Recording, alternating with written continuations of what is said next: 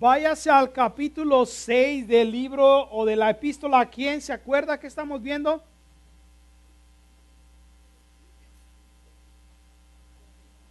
Ok, no vamos a seguir hasta que se acuerden.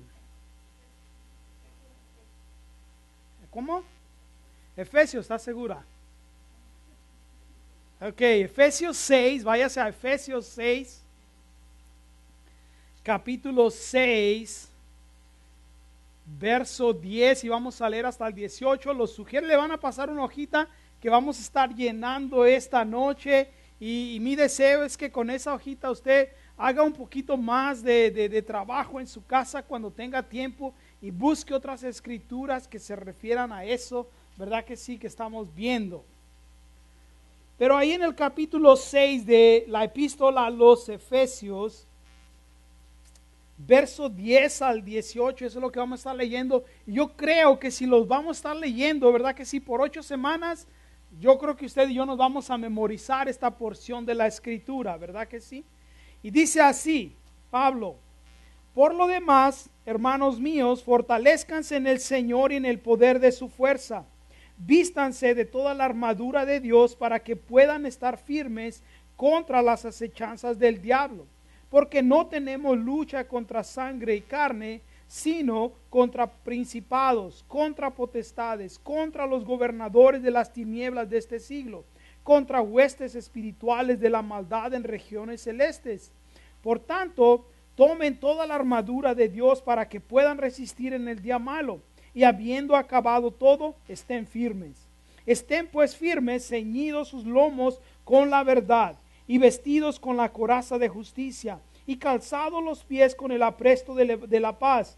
Sobre todo, tomen el escudo de la fe, con que puedan apagar los dardos de fuego del maligno, y tomen el yelmo de la salvación y la espada del Espíritu, que es la palabra de Dios, orando en todo tiempo, con toda oración y súplica en el Espíritu, y velando en ello con toda perseverancia y súplica por todos los santos. Señor, te damos las gracias por tu palabra y te pedimos que ahora tú nos hables a través de ella y que podamos, Señor, aplicarlo a nuestra vida en el nombre de Cristo Jesús.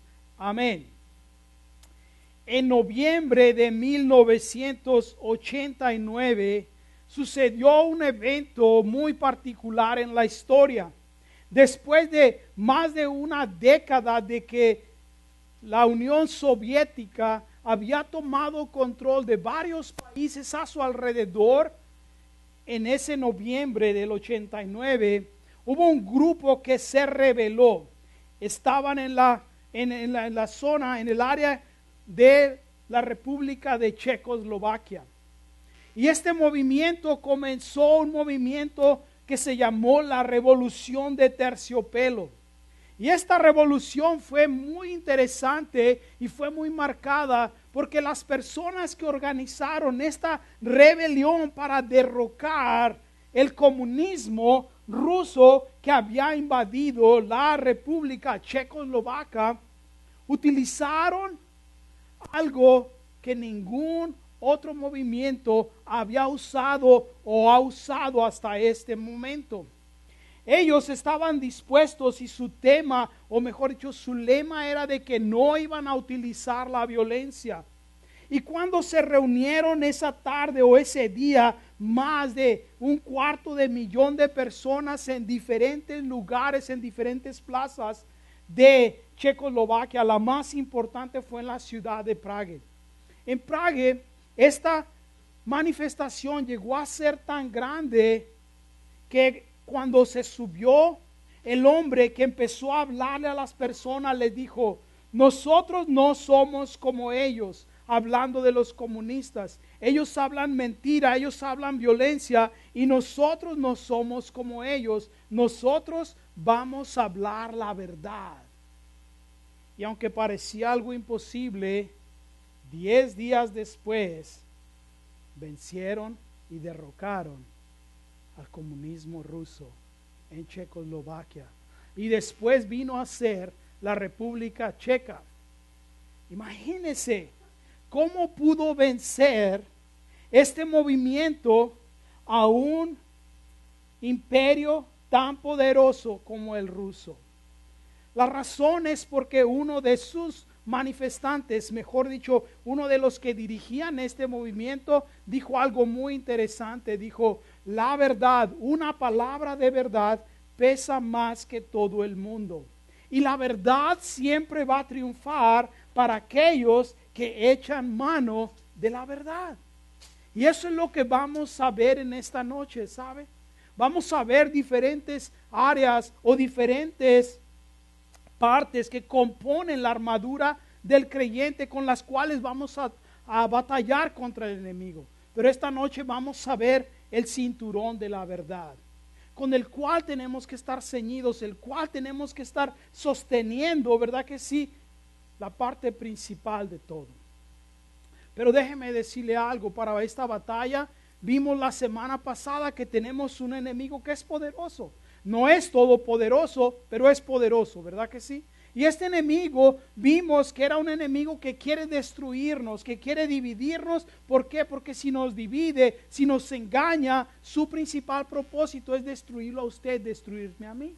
Quiere que nosotros seamos vencidos y la manera que nos destruye, vimos que era como engañándonos, llevándonos a hacer cosas que no le agradan al Señor para que destruya nuestro testimonio y no podamos hablar la verdad del Evangelio, no podamos testificar de lo que Dios ha hecho en nuestras vidas. Y ese es el propósito que Él tiene. Pero también aprendimos que no estamos solos, que está en nosotros uno que es mayor que Él. El que está en nosotros es mayor que el que está en el mundo, dice la Escritura, y nosotros tenemos eso a nuestra disposición. Pero ¿cómo es que podemos echar mano de esto? ¿O qué es lo que Pablo nos quiere enseñar?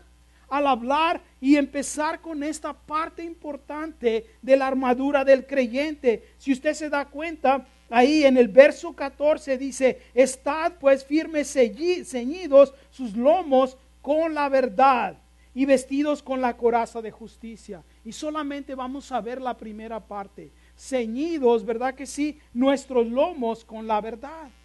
Sabe que es muy interesante que Pablo comienza a hablar con esta parte de la armadura de Dios. Y le voy a decir por qué es importante. Porque en los tiempos en los cuales Pablo escribió, en los tiempos del Imperio Romano, cuando el Imperio Romano estaba en su apogeo, este cinturón, esta tela a veces o este pedazo de piel que las personas se ponían en la cintura, no era considerado una parte de la armadura de los soldados. ¿Por qué? Porque era algo que todo mundo usaba. Era algo que era obvio, era natural, era algo que sin pensar la gente tomaba y se lo ponía. Era como un cinturón, ¿ok? Que la gente se ponía. ¿Por qué? Recuerde que en esos tiempos la gente usaba, ¿verdad que sí? Esas túnicas largas. Entonces, este cinturón que se ponían para los soldados era más o menos como de 6 pulgadas de piel. La gente a veces los hacía de lino o de otros materiales. Se lo ponía en la cintura y lo utilizaban para que pudieran hacer diferentes cosas. Entonces ahí, en su primera pregunta, ¿verdad que sí? Dice, él, y lo tiene blanco, de la verdad sirve, y está en Primera de Pedro 1:13. ¿Qué dice Primera de Pedro 1:13? Y he pensado que los voy a poner a leer a algunos de ustedes, ¿ok? Yo voy a leer pero después usted va a leer para que podamos hacernos prácticos, ¿ok? En el uso de las Escrituras. Primera de Pedro 1:13 dice así. Dice, por lo tanto, ceñid los lomos de vuestro entendimiento, sed sobrios y esperad por completo en la gracia que los traerá cuando Jesucristo sea manifestado. Entonces, el cinturón de la verdad sirve ¿para qué? Ya lo apuntó ahí. Para ceñirnos, para soportarnos, ¿verdad que sí?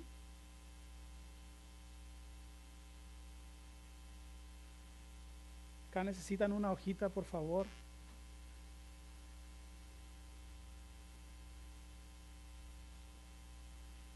El cinturón de la verdad sirve para ceñirnos, de acuerdo ahí primero.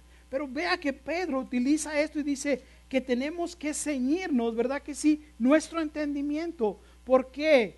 Porque déjeme decirle, la mayor parte de la guerra espiritual, ¿dónde la libramos? En nuestra mente. En nuestra mente es donde la libramos, ¿sabe? Entonces por eso Pedro utiliza esta analogía también. Pero déjeme decirle algo, este cinturón que se utilizaba era importante para tres cosas, o era necesario para tres cosas. La primera era que era importante para poder avanzar. Cuando los soldados romanos eran mandados a la guerra y tenían que ir rápido, lo que hacían es que se enrollaban su túnica y se la ponían dentro del cinturón. Y así podían caminar rápido para moverse de un lugar a otro, ¿sabe? Cuando querían correr. ¿Alguna vez ha visto alguna, espero que solamente sea mujer con falda larga y queriendo correr? Es imposible casi, ¿verdad? Que si van ahí, ¿verdad? Y sobre todo ahora que utilizan tacones como de 20 pulgadas, ¿verdad que sí? O al menos que sean de esas faldas como las que utilizan, ¿verdad que sí? Las personas de allá de la sierra en Sudamérica, ¿verdad que sí? Les llaman polleras, son unas faldas súper amplias, ¿verdad que sí? Que se bajan hasta abajo. Es interesante eso. Pero aún así, ¿sabes? Es imposible correr.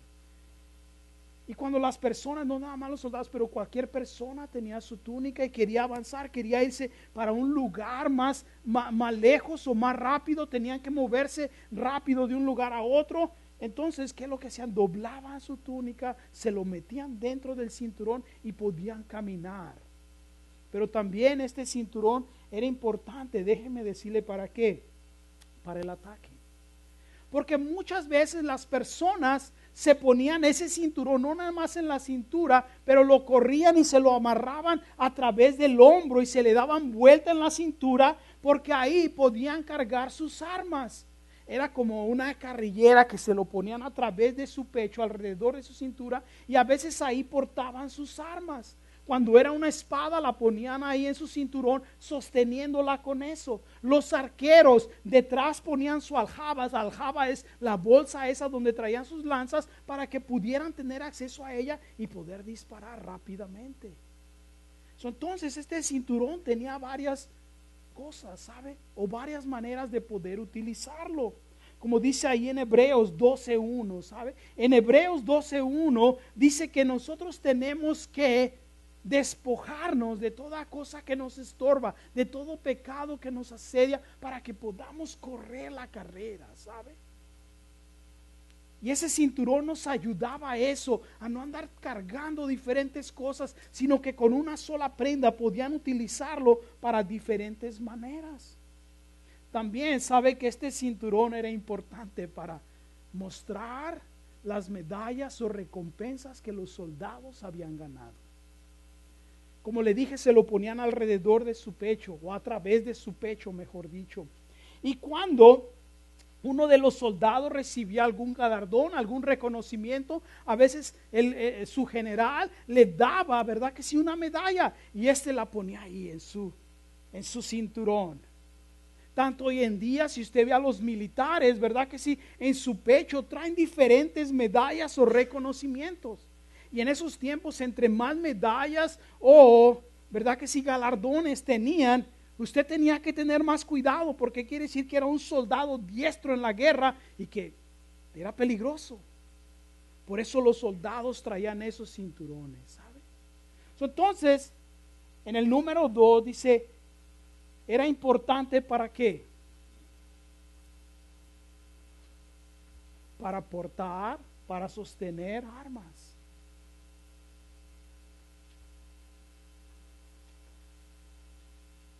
Y después en el número 3 dice, las medallas representan ¿qué? Para nosotros, ahora usted y yo no utilizamos ese cinturón, no nos lo ponemos, ¿verdad que sí? Pero vea lo que dice Salmo 119:11. Y ahora si uno de ustedes tiene que leer ese verso. A ver, ¿quién es el que lee? Ok, acá Silvia. Entonces las medallas, ¿qué es lo que representan? Los dichos de Dios. Las medallas representan los dichos de Dios. Quiere decir que usted y yo, ¿verdad? Que si guardamos o tenemos los dichos de Dios, los versos que nos memorizamos, que utilizamos, ¿sabe? Para práctica. Y entonces cuando tenemos, ¿verdad que sí? En ese cinturón, podemos decir espiritual, lo trae usted con muchas medallas, quiere decir muchos versos que se memoriza, que va a utilizar cuando el enemigo venga a tocar, a tentarlo, venga a atacarlo, venga a traerle cualquier cosa con sus medallas. Va a saber que, oh, no, el enemigo va a ver y dice, wow, este tiene muchos versos que los cuales puede utilizar.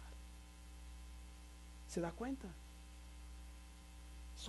Las medallas representaban entonces los dichos de Dios. Pero ahora la pregunta cabe aquí es, ¿cuántos dichos de Dios se sabe usted? ¿Se ha hecho un compromiso usted de decir, sabes que yo me voy a memorizar la palabra de Dios? Y lo vamos a ver, la importancia que es eso, ¿sabe? Un poquito más adelante. Entonces vemos, ¿verdad? Que sí, que era importante tener este cinturón. Y aunque esta versión, ¿sabe? Nomás dice, ceñidos sus lomos con la verdad. La nueva versión hispanoamericana dice, ceñidos sus lomos con el cinturón de la verdad. Esa es una traducción más acertada, ¿sabe? Porque cuando ceñimos nuestros lomos, quiere decir que usted utiliza algo más para que lo sostenga. No sé si usted alguna vez ha visto a esas personas que utilizan cuando van a cargar algo pesado una faja especial, ¿verdad que sí? Incluso sabe que también hay unas fajas para las mujeres que están embarazadas, ¿verdad que sí? Para que les detenga tremenda barriga que cargan a veces, ¿sí o no? Y ahí van. Yo pienso que deberían de traer como un carrito mejor, ¿no? ¿Verdad que sí? Para que vayan cargando ahí, ¿sí? Eso es lo que quiere decir, algo que lo ayuda a sostenerse. Eso es lo que representa el cinturón de la verdad. Pero no nada más eso, ¿sabe? Tenemos que entender que si nos ayuda a sostenernos y sirve para que venzamos, este cinturón tiene que tener un poder o tiene que tener algo que nosotros podamos utilizar, ¿no cree? Y si es llamado la verdad, ¿cómo es que usted y yo llegamos a conocer la verdad? Nuestro Señor Jesucristo en su oración sacerdotal en el capítulo 17 de Juan dijo, purifícalos con la verdad, tu palabra es la verdad. Qué interesante, ¿no cree? Entonces, lo que Pablo está diciendo aquí, que nosotros tenemos que ceñirnos con la verdad, y déjeme decirle algo, esta verdad no cambia. Y ahí puse algo en su papelito, dice los 3 conceptos de la verdad. Y es lo que hoy en día la gente cree de la verdad. Dice el primero, dice que la verdad es absoluta e independiente y está para ser descubierta. ¿Qué quiere decir esto? La verdad es independiente y absoluta. Quiere decir que la verdad está en sí misma. Usted ni yo podemos cambiar esa verdad. Usted y yo no podemos decir, bueno, me gusta esto, no me gusta aquello. La verdad es la verdad para usted y para mí todo el tiempo. No importa lo que usted y yo pensemos, no importa lo que usted y yo sintamos, esa es la verdad. Y la verdad es independiente porque usted no la puede cambiar. Está ahí para que la descubramos, no es para que la cambiemos. La verdad está para que la descubramos, para que la encontremos y la apliquemos a nuestra vida. El segundo es, dice, otra manera en cómo la gente la da la verdad, dice, cada individuo define la verdad según lo ve. Quiere decir que hay personas, ¿verdad que sí? Que dicen, bueno, yo creo que esto es verdad y yo creo que esto no es verdad. Hay una organización que se llama Los Dichos del Seminario de Jesús. Y esta organización se reúne cada ciertos años, según ellos son eruditos, y ellos, estudiando la Biblia, escogen, o mejor dicho, ellos estudian y según ellos seleccionan y dicen lo que Jesús dijo y lo que no dijo. Y al cabo de los años han ido eliminando muchas cosas, porque dicen, no, esto sí parece verdad, esto no parece verdad, esto parece verdad y esto no parece verdad. Y ellos escogen cuál es verdad. Y ese es el segundo concepto que el mundo tiene de la verdad. El tercero es aún más radical, porque dice, la verdad no existe, o sea que no es absoluta y cada uno de nosotros puede formar la verdad. Y si usted lo ve hoy en día, es más prominente esa manera de pensar, en que dicen, bueno, eso es la verdad para ti, pero para mí puede ser otra verdad. No, la verdad no cambia. Lo que es verdad para ti no puede ser la verdad para mí. Y sabe que tristemente eso se ha filtrado entre los círculos cristianos. Iglesias donde enseñan a la gente que ellos pueden llegar a su propia verdad, que no necesariamente tiene que ser la verdad que está en la palabra de Dios, pero cualquier cosa ellos pueden llegar a la verdad, y mientras ellos lleguen a una verdad que ellos entiendan, están bien. Imagínense. Entonces yo puedo escoger y decir, es verdad que no es pecado que mate a una persona y ahorita lo voy a matar a usted. ¿Qué le parece? Usted estaría de acuerdo si yo fuera a matar a alguien que usted no quiere, ¿verdad que sí? Pero la verdad de Dios no cambia. Pero ¿quién es esta verdad? La respuesta la encontramos ahí en su pregunta número 4 o en su parte número 4.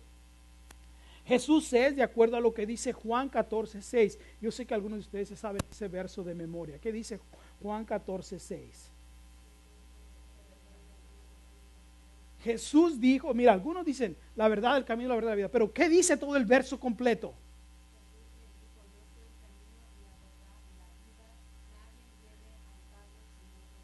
Eso es. Sí, si nomás nos memorizamos pequeñas partecitas, no va a funcionar. Tenemos que saber toda la verdad. Y Jesús es la verdad. Y tenemos que llegar a conocerle a Él.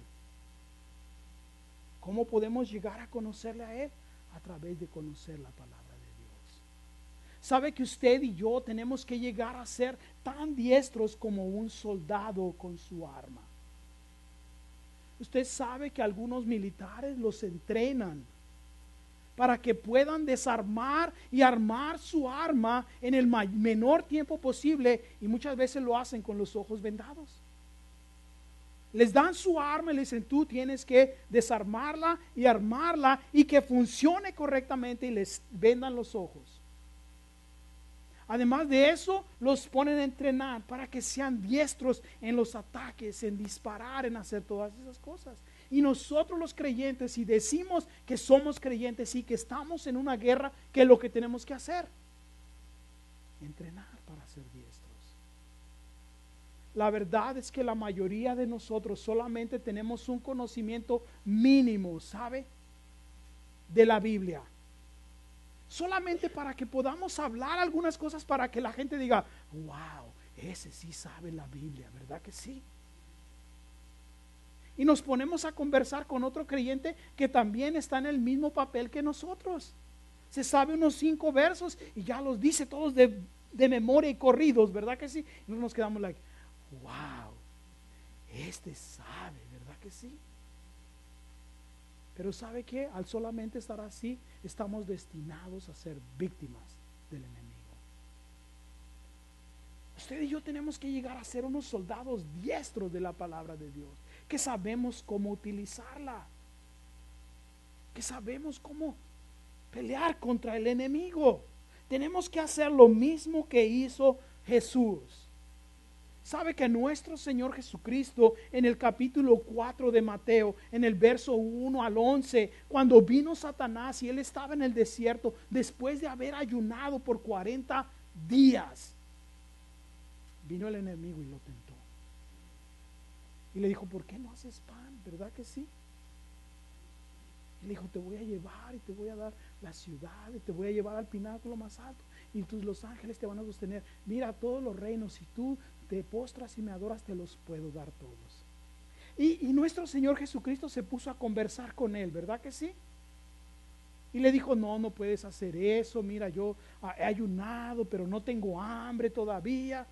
Se puso a hacer eso. ¿Qué es lo que nuestro Señor Jesucristo hizo? Le dijo, está escrito, está escrito, está escrito. Las 3 veces que Satanás vino y lo tentó, ¿qué le dijo? Está escrito, está escrito. Y la verdad que hoy en día usted y yo como creyentes viene el enemigo y nos quiere dar una sonsacada. ¿Y sabe lo que usted y yo hacemos? Hacemos que nos corremos nada más. Y no conocemos la verdad de Dios para decirle, ¿sabes qué está escrito? Tú no tienes poder sobre mí. Yo tengo victoria en Cristo Jesús. Eso es lo que tenemos que hacer, tomar el ejemplo de nuestro Señor Jesucristo, porque tenemos que llegar a conocer esa verdad que hay en Cristo Jesús, que hay en la palabra de Dios. Entonces, otra pregunta cabe aquí. ¿Está usted tomando el tiempo o está dispuesto a empezar a invertir su tiempo en la memorización de la palabra de Dios, en la aplicación a su propia vida? Porque déjeme decirle algo, usted se sabe las canciones, ¿verdad que sí? Que están saliendo, ¿verdad que sí? Se sabe los, no sé cuántos son, 200 o 50 balazos, no sé cuáles son, ¿verdad que sí? Pero una de esas hay, ¿verdad que sí? Y se sabe las canciones y se sabe frases y se memoriza esto y se memoriza aquello. Pero lo que lo va a ayudar a luchar contra el enemigo no lo estamos haciendo. ¿Se da cuenta? El poder de la palabra de Dios sirve para poder vencer al enemigo. Qué interesante que dice Señor Jesucristo: santifícalos con tu verdad, tu palabra es la verdad. Qué interesante, ¿sabe? Que después, cuando en el libro de Apocalipsis dice que la novia del Cordero, ¿verdad que sí? Fue limpiada, fue santificada. ¿Con qué fue santificada? Con su palabra. Porque la palabra de Dios es la que nos limpia, ¿sabe? Es la que nos quita esa mente cochambrosa que usted y yo tenemos, ese corazón engañoso que usted y yo tenemos. ¿O no sabía que usted tenía un corazón malo y engañoso? No sabía que usted tiene una mente pervertida, pero sin embargo la tenemos. Y solamente la palabra de Dios es la que puede transformar nuestra manera de pensar, puede transformar nuestros deseos, puede transformar nuestras ambiciones, y las cosas que Dios quiere obrar en nuestra vida las vamos a encontrar aquí en la verdad de Dios, ¿sabe? ¿Usted quiere saber cuál es la voluntad de Dios para su vida? Está aquí. ¿Usted quiere saber qué hacer en cualquier situación? Está aquí en la palabra de Dios, ¿sabe? El problema es que usted y yo no nos hemos tomado el tiempo para conocerla. ¿A usted le gustaría que un día que fuera al hospital viniera un doctor y le dijera: yo soy quien lo va a operar hoy? Y usted dice: ok, está bien. Me gradué en el año 1920 de la Facultad de Medicina y no he leído ningún libro de medicina desde entonces hasta ahora, pero lo voy a operar en este momento. ¿Usted se quedaría quieto ahí en la sala de operaciones? Algunos de nosotros estamos así. Alguien vino y nos dijo unos 2 o 3 versos, levantamos nuestra mano, invitamos a Jesús a nuestro corazón y ya nunca más hemos visto lo que dice el manual de instrucciones en cómo vivir la vida cristiana, en cómo llegar a conocer esa verdad que nos trae y nos libera, ¿sabe? Conocer la verdad. Pero hay algo más en conocer la verdad, ¿sabe? Porque la verdad es que usted y yo podemos memorizarnos muchos versos. Y es posible que usted conozca personas que se saben muchos versos, ¿verdad que sí? O es posible que usted sea una de esas personas. Pero ¿sabe qué? El conocer la verdad no es suficiente. Usted dice: ¿cómo que no es suficiente? No, no es suficiente. Tiene que haber un momento en el cual usted y yo llegamos a ese momento de transformación, en el cual ponemos en acción lo que conocemos. Ponemos en acción esa verdad en nuestra vida. Y empezamos a filtrar todo lo que usted y yo pensamos, decimos, deseamos o aspiramos a través de esa verdad que conocemos. ¿Se da cuenta? Y no es fácil hacer eso, porque la verdad que usted y yo siempre queremos hacer lo que es más fácil y lo que le agrada a nuestra carne, ¿sí o no? ¿Está de acuerdo conmigo? O usted siempre dice, oh, Dios quiere que haga esto, lo voy a hacer porque Dios me ama, ¿sí? Usted dice, yo soy tan obediente que siempre hago lo que Dios me dice, ¿sí? Entonces tenemos que llegar a ese tiempo de transformación. La verdad, esto quiere decir que conocemos la verdad de Dios, pero ahora déjeme decir algo. Nuestro siguiente punto es que debemos de tener esa verdad en nosotros para que podamos vivirla. Bueno, ¿cómo es que podemos ver eso? Ahí en el número 5 dice, nosotros debemos, y tercera de Juan, verso 4, que es lo que dice que tenemos que hacer. Vea cómo Juan habla de sus hijos. Alguno de ustedes tiene que leer ese verso.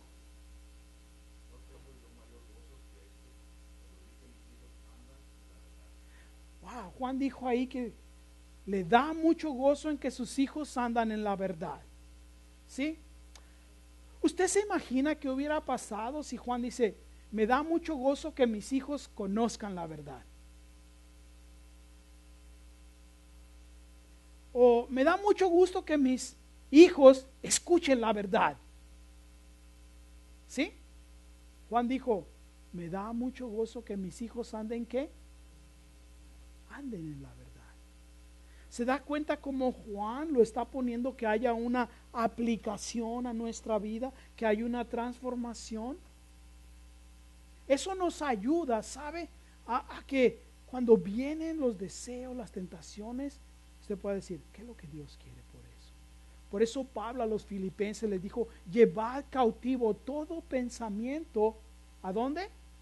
A la obediencia de Cristo Jesús. O sea que cuando viene algo y decir, oh, ¿qué es lo que Dios dice de eso? ¿Esto es lo que Dios quiere que yo haga? ¿Esto le agrada a Dios o no le agrada? O sea, se da cuenta que ya no nomás que usted conoce la verdad, pero ahora ¿qué dice? Ahora lo pone en acción. Entonces, debemos caminar en la verdad. Y cuando usted y yo caminamos en la verdad, déjeme decirle algo, no le vamos a dar lugar al enemigo. En el número 6 dice, no tenemos que dar, en el Efesios 4:27, ¿qué dice? Ni deis lugar al diablo. Imagínense.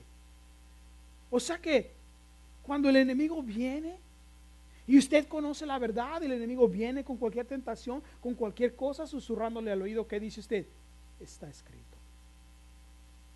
Porque déjeme decirle algo, usted se puede poner a discutir con el enemigo todo lo que usted quiera, y cada vez que usted lo haga, va a perder, va a caer, él lo va a vencer. Pero cuando usted dice, está escrito, esto es lo que Dios dice. Pero no vamos a poder hacer eso si usted y yo no tenemos conocimiento de la palabra de Dios. No vamos a poder hacerlo, porque vamos a decir, está escrito, en algún lugar dice, en algún lugar, ¿verdad que sí? Yo he escuchado que alguien dijo que Dios aprieta pero no ahorca. En algún lugar yo sé que la Biblia dice, Dios ayúdate que yo te ayudaré. En algún lugar dice, ¿verdad que sí? ¿Es verdad lo que dice eso la Biblia? ¿Se da cuenta cómo a veces tomamos cosas que la gente dice que realmente no están en la Biblia? Pero cuando usted y yo conocemos la verdad, cuando usted y yo empezamos a andar en esa verdad, empezamos a ver la realidad de lo que Dios quiere hacer en nuestras vidas. ¿Sabe? Ahora no es fácil llegar a hacer eso. No es fácil llegar a decir, ¿sabes qué, Señor? Tú quieres que yo haga esto. Y sí es difícil, pero déjeme decir algo. Cuando empezamos a andar en esa verdad, al principio vamos a ser como los bebés que apenas andan empezando a caminar. ¿Ha visto cómo los bebitos empiezan a caminar? Andan como borrachitos, ¿verdad que sí? Y andan para acá, y andan para allá, y se van para atrás, y se van para adelante. Pero después, cuando empiezan, ¿verdad que sí? A tomar control, a tomar balance, ¿Qué es lo que hacen después? Y lo más chistoso es que andan las mamás, ay caramba, ya quiero que camine, ¿verdad que sí? Ya no lo aguanto. Y después cuando anda caminando el mocosito, que dicen, lo quiero amarrar para que no ande corriendo, ¿verdad que sí? Ya no lo aguanto. Yo tengo que confesarle algo. Yo era un niño tan tranquilo que mi mamá me tuvo que amarrar de la cama para que no me escapara, ¿sabe? Me amarraba de la cama porque en cuanto volteaba dice que yo me desaparecía. Pero somos así, ¿sabe? Somos así. Entonces, usted y yo tenemos que caminar en la verdad, no dar lugar al enemigo. No dar lugar al enemigo, ¿sabe? A conocer cómo contrarrestar esos ataques. Tener estrategias de una vez, ¿sabe? Para que podamos usted y yo vencer. Pero ¿sabe qué es lo que pasa? Que algunos de nosotros sabemos que estamos en la batalla y nunca tomamos la armadura de Dios. Y después cuando vienen los ataques, ahí andamos corriendo, ¿verdad que sí? A querer ponernos la armadura de Dios, ahí andamos y es imposible. ¿Alguna vez ha despertado usted a alguien y decirle, ya vamos, te tienes que despertar porque es tarde? ¿Y cómo se levanta la gente, verdad que sí? Y agarran y se quieren poner el pantalón en la cabeza, ¿verdad que sí? Y los zapatos, como, ¿se da cuenta?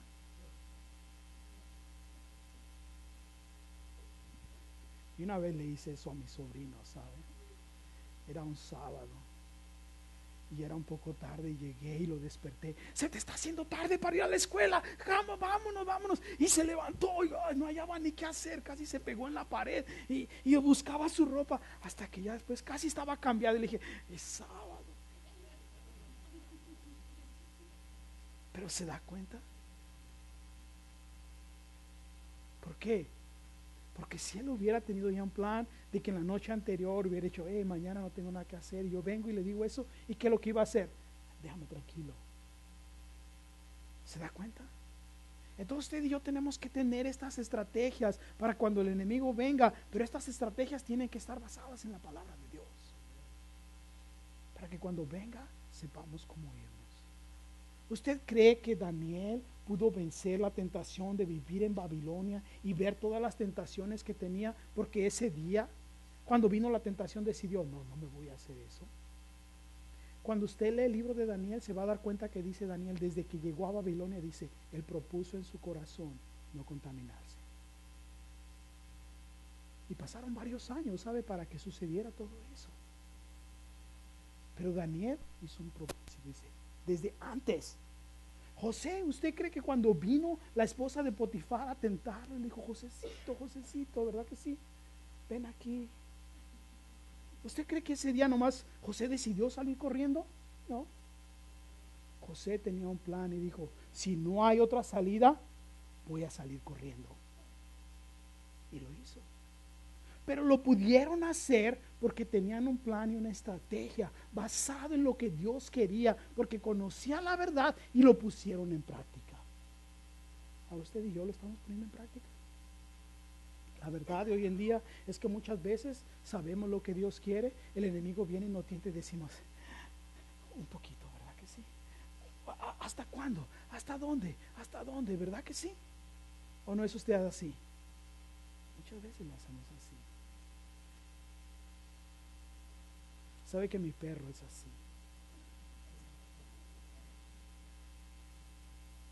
A veces le pongo su comida y le digo, no. Y se queda quieto, pero ve que me volteo y se va acercando. No. Y se queda. Y si no le digo nada, se va acercando poco a poquito. Y casi está metiendo la boca al plato. Le digo, no. Y otra vez se pone. No estoy haciendo nada. A veces usted y yo somos así, ¿sabe? No que somos perros, ¿ok? Pero estamos solamente viendo hasta dónde podemos llegar. Conocemos la verdad de Dios, sabemos que no tenemos que hacer eso, pero no queremos hacerlo. Ahora, ¿cómo podemos llegar a hacerlo? ¿Cómo podemos llegar a tener esas estrategias? ¿Cómo podemos llegar a tener estos planes y la palabra de Dios en nuestro corazón y conocer la verdad y actuar en ella? Bueno, déjeme decirle algo. Ahí en el 6 dice, no tenemos que dar lugar al enemigo. En el verso 7, tenemos que hacer la misma oración que hizo David. Alguien puede leer ahí en Salmo 139, el verso 23 y 24. ¿Ya? Oh, okay.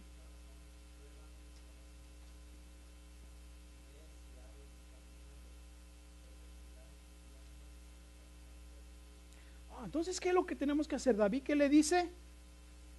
Escudriñame. Y sabe que esa palabra escudriñar quiere decir mirar detenidamente. ¿Sabe que pocas personas hacemos ese tipo de oraciones? ¿Sabe que pocas personas venimos delante del Señor y decimos, ¿sabes qué, Señor? Escudriñame. ¿Sabe por qué David le decía eso?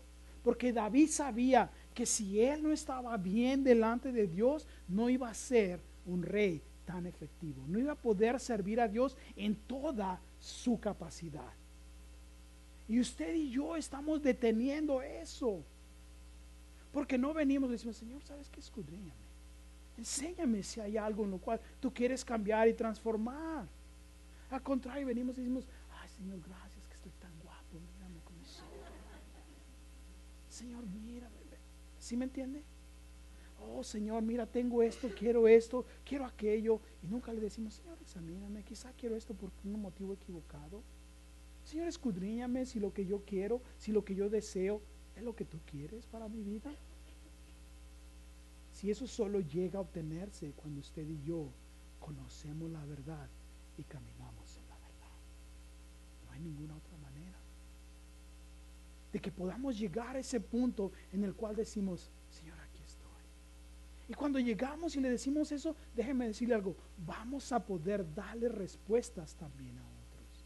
Ahora, déjeme decirle, esto no quiere decir que usted y yo somos tan diestros que conocemos de memoria toda la Biblia. Pero por lo menos déjeme decirle algo, usted y yo tenemos que ser estudiantes de la palabra de Dios al punto que si no tenemos la respuesta, podamos más o menos saber cómo investigar y cómo llegar a conocerla. Cómo llegar a encontrar una respuesta a eso. Yo le voy a decir algo, cuando yo me convertí y alguien vino y me dijo, ¿sabes qué, Roberto? La palabra de Dios dice que los cristianos dan sus diezmos. Yo me metí, hermano, dije, ¿yo voy a dar mi dinero? Entonces, si eso es lo que dice la Biblia, vamos a ver dónde dice. Y sabe que por meses yo estuve buscando qué es lo que la Biblia dice sobre el dinero. Porque yo nomás voy a dar mi dinero porque me dicen que dé dinero. Yo quiero saber que es Dios el que dice que da dinero. Entonces, ¿sabe qué?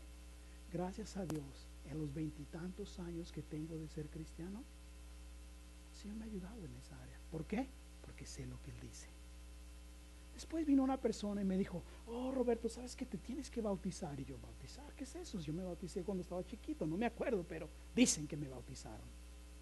No, pero esto es lo que la palabra dice. Ok, vamos a ver. Y sabe que por meses empecé a buscar, ¿qué es lo que Dios dice sobre esto? ¿Qué significa eso? Y gracias a Dios Él me ha dado el privilegio de poder ver diferentes cosas, ¿sabe? De decir, ok, ¿qué es lo que Dios dice sobre eso? Y lo busco. Y hoy en día, déjeme decirle algo, hay tantas herramientas disponibles para conocer la verdad. En el internet, millones. Ahora, que tenemos que tener cuidado, que es lo que vemos en el internet, sí, porque hay cada cosa turuleca por ahí que está horrible, ¿sabe? Pero por lo menos hay lugares que usted puede buscar y que puede usted aprender en la palabra de Dios. Póngase a pensar, hoy en día, ¿ha ido usted una vez a la tienda a comprar una Biblia? Oh, es horrible, ¿sabe? Está la Biblia de la Biblia del marinero, la Biblia del pescador. Yo tengo una que me regalaron, la Biblia del pescador, la Biblia del mecánico, la Biblia del chofer, la Biblia de esto, para mujeres, para jovencitas, para niños, para más chiquitos. Está la Biblia para todo, ¿verdad que sí? Contra el agua, contra esto, contra aquello, ¿verdad que sí? Yo cuando la primera vez que alguien me dijo, mira, salió una Biblia contra el agua, dije, yo creo que esto es para los que lloran cuando leen la Biblia, no se haga fea, ¿verdad? Sí me das cuenta, ¿no? O dije, quizá es como para las personas que van a bucear, ¿verdad que sí? No quieren seguir leyendo ahí. Como algunos de nosotros, yo voy a confesarle, a veces estoy sentado esperando a alguien y me pongo a leer. A veces me voy a algún lugar. Okay. Algunos de nosotros leemos en el baño, ¿verdad que sí? TV novelas, pues lea la Biblia. Pero se da cuenta, hay tantas cosas que tenemos a nuestra disposición. Sabe que a mí me da gusto de algo. Sabe que aquí nosotros tenemos 4 libros que son de principios básicos para que la gente pueda aprender lo básico de la palabra de Dios. Y los hemos ofrecido como clases, ¿sabe? Y algunos de ustedes han participado en ello. Pero ¿sabe qué es lo que más me agrada? Cuando vienen personas y me dicen, hey, ¿sabes qué? Sé de esto. ¿Me puedes dar algo para que pueda aprender? Y sabe que les hemos dado esos libros y algunos de ustedes han completado los 4 libros. Y algunos de ustedes no han comenzado. Y ese material está disponible ahí, ¿sabe? Para usted, para que pueda usted estar listo para la batalla. Para que pueda usted estar listo para que cuando venga el enemigo, usted sepa cómo defenderse. Para terminar, déjeme decirle esta historia. La historia de una mujer que fue tomada cautiva por los japoneses durante la guerra. De alguna manera esta mujer encontró un evangelio de Juan chiquitito y ella decidió que se iba a memorizar eso. Y cada vez que se memorizaba una página completa, lo cortaba y lo tiraba al baño para que no la fueran a descubrir. Al final del tiempo que estuvo en cautiverio, se memorizó todo el evangelio de Juan. Cuando llegaron a liberarlos de ese campo donde estaban como prisioneros, todos los prisioneros salieron cabizbajos, algunos casi muertos. Ella era la única que salió con su cara brillante y gozosa. Uno de los guardias dijo, es posible que le lavaron el cerebro, por eso está así. Uno de los periodistas que estaba ahí, que la había entrevistado, dijo, a ella le lavó el cerebro Dios. Por eso sabe cómo defenderse contra el enemigo. ¿Está usted y yo haciendo lo mismo? ¿Estamos haciendo lo mismo? Usted y yo tenemos la oportunidad y el privilegio de conocer la verdad. Usted y yo tenemos el poder a nuestra disposición para andar en la verdad. Tomemos ventaja de eso. Aprovechemos y ciñamos nuestros lomos con la verdad. Quiere decir, fortalezcámonos más para que cuando vengan los ataques del enemigo podamos vencerlo. Amén. Padre, te damos las gracias por tu amor y por tu misericordia, Señor. Ayúdanos, Señor, a venir como David delante de ti, Señor, y decir, escudriñanos, Señor. Transforma nuestro corazón, Señor. Y ayúdanos a conocer tu verdad. Ayúdanos a actuar en tu verdad, Señor, para que podamos derrotar, para que podamos vencer las artimañas de Satanás contra nosotros. En el nombre de Cristo Jesús. Amén.